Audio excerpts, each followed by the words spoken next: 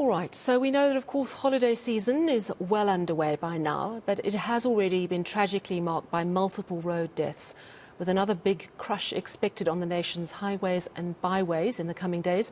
The Automobile Association is calling for extreme caution on the roads. And I'm joined now by AA spokesperson Layton Beard. Layton, thank you so much for joining us. I mean, this is always such a tricky time of year because there are so many more cars on the road.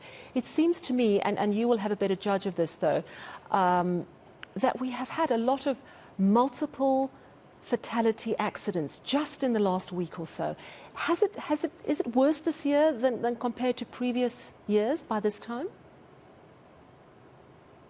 Yeah, I think it's a little too early to say that just now, Sally. I think we'll have to wait for the official figures to come from the Road Traffic Management Corporation. But I think when you read some of the reports that have come through, the picture is quite bleak. You're reading of crashes where 7 people have died, where 5 people have died.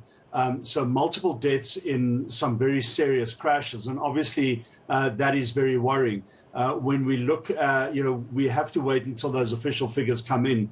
But this time of year is always problematic. And that's why you see such an intensification of traffic law enforcement over this period. But, in our view, Sally, it's really putting a Band-Aid on a gaping wound. It's trying to resolve a problem at a very specific time of the year when what is needed really is this type of ubiquitous traffic law enforcement throughout the year, where you see a lot of education throughout the year, where you see a lot of consequences for bad behavior throughout the year. And it's not intensified only at this time of the year. Because, when you're trying to change people's behavior in this very short space of time, it's not going to happen. And you're going to start seeing the results of that through all of these crashes that we now experience at this very horrific time of the year. And unfortunately, what we will find when the statistics come in is that more people die over this period than at any other during the course of the year. In fact, more people die over this period in South Africa than die in England and Australia throughout their entire year. So very worrying, obviously, from a road safety point of view.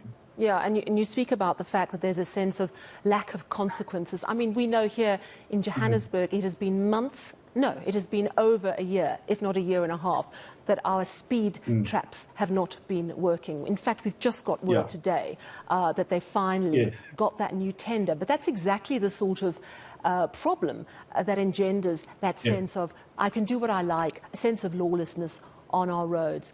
But most people are governed, I would like to imagine anyway, by a sense of self-preservation. Let me not overtake on that blind rise. Let me not be an idiot on the road because I might just hurt myself and my family. I'm wondering why so many people, and maybe I'm asking you a psychologist question, why do you think people are still so reckless when their own safety is at risk?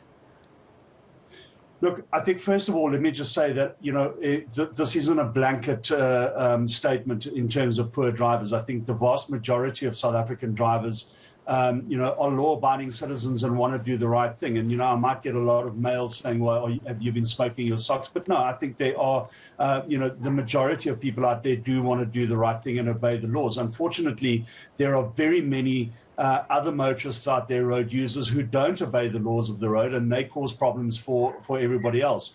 And the reason this happens, Sally, is exactly the point that you made in your question, and that is one of the reasons is a lack of consequences. People feel that they can do whatever they want, they can behave however they want, because nothing is going to happen to them. When you have only 8% of drivers who are arrested for drunk driving being prosecuted, therein lies an answer. So there needs to be a lot more consequences for bad road behavior, and the courts need to play their role. They need to prioritize road offenses. And, the 2019 Traffic Law Enforcement Review Committee found that we need double the amount of traffic law enforcers on our road than what we currently have. So it's a fact that we don't have enough traffic law enforcers. There aren't enough consequences or severe enough consequences for bad road behavior. And I think the question needs to be raised as well. Where are the education campaigns in kindergarten, in primary school, in high school? Where are those education campaigns? Where are the awareness campaigns that run throughout the year telling people about the consequences of bad driving? It just doesn't happen. So road safety in South Africa is a huge problem, and it costs our economy in excess of 200 billion rand a year. Imagine what we could do with that money if we could save it and improve our road safety situation. So one of the things that we urge motorists to do, and that is to exercise patience when you're on the road. Certainly, if there are trucks and it's a single lane and it's not safe for you to pass, you unfortunately have got to sit back and chill and wait your turn until it's time to go. If you want to overtake that truck when it's not safe to do so, you're taking not only your own life, but the passengers in your vehicle and other road users' lives in your own hands, which is not fair. So certainly truckers play an incredibly important role in our economy, and that economy doesn't stop because it's just this festive season. Things are still got to be delivered over this period. And so they do a very important job, and we've got to give them credit for that. And I would urge drivers to be cautious and to be aware of the fact that trucks will be on the road, but be courteous to them and be patient with them, because they've also got a job to do. Just as you are going on holiday after a long year, these people have to do a job, and we need to pay our respect for that as well. Very briefly, could you tell me, when are we expecting the big crush on the road? Any time from now? Is it going to be Friday afternoon? And are there safer times to travel?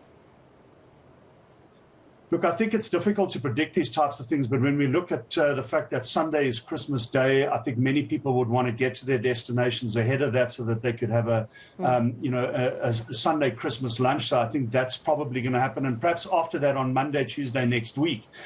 So I think those will probably be the best times, and I think for many people, driving at specific times is what works for them. If it works for you to drive at night, that's great. Just be aware, you've got to make sure of, what works in terms of you and your family. I think one of the things you've got to take into consideration, Sally, is what is safe in terms of being on the road at a specific time. Do you want to be on a road that isn't lit properly, that may have potholes at night? Personally, I wouldn't want to, and that may be something that people need to consider.